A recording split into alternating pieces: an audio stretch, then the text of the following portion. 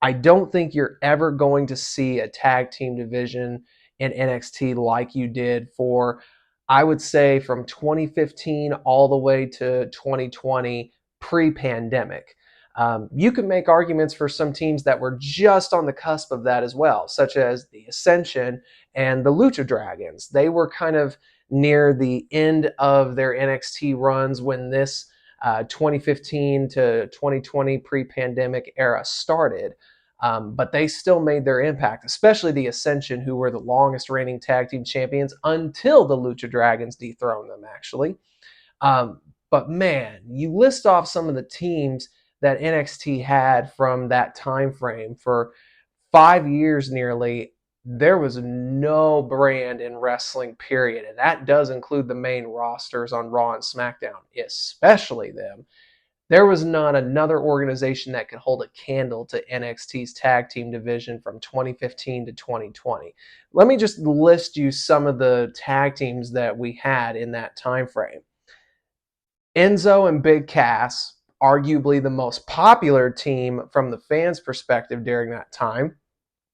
Sanity, which would have been Eric Young and Alexander Wolf at the time. The Revival, of course.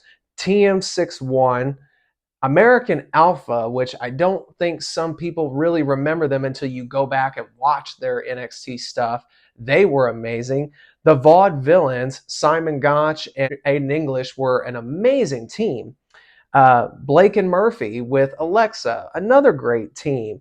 Oni Lorcan and Danny Burch, fun team too. Just strong, old school type feel for wrestling, and they were just a hard hitting team that really showed what they could do at a takeover. I believe it was in Chicago. That was an incredible matchup. Authors of Pain, amazing team. Two big guys that honestly, if you were to put Loney, I said Loney, Oni Lorcan and Danny Burch against AOP, that would be a smash mouth match. And I bet you it may have even happened, and I'm just not remembering it because there was just so much good tag team matches during that time. Heavy Machinery was a fun comedic team that came out during that time. Mustache Mountain was another one. Tyler Bate and Trent Seven was an amazing team. DIY, you can't forget about them. The Undisputed Era, whether you want to give them the Roderick Strong, Kyle O'Reilly treatment, or for myself personally, the Red Dragon team of Kyle O'Reilly and Bobby Fish for the UE, absolutely incredible. I still love watching the UE versus the Revival on an NXT TV episode. I believe that was in 2019. If you haven't seen it, do yourself a favor and go out of your way to watch it.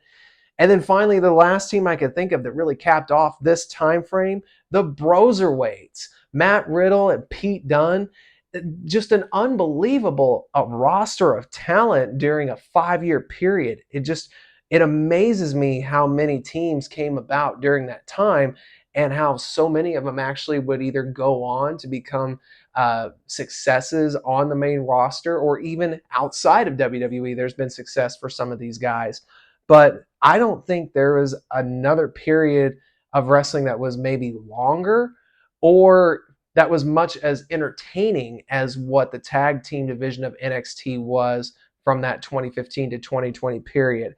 I would challenge anybody to prove to me and show me a tag roster that was just as deep and just as entertaining as those teams and that era that I just mentioned. One thing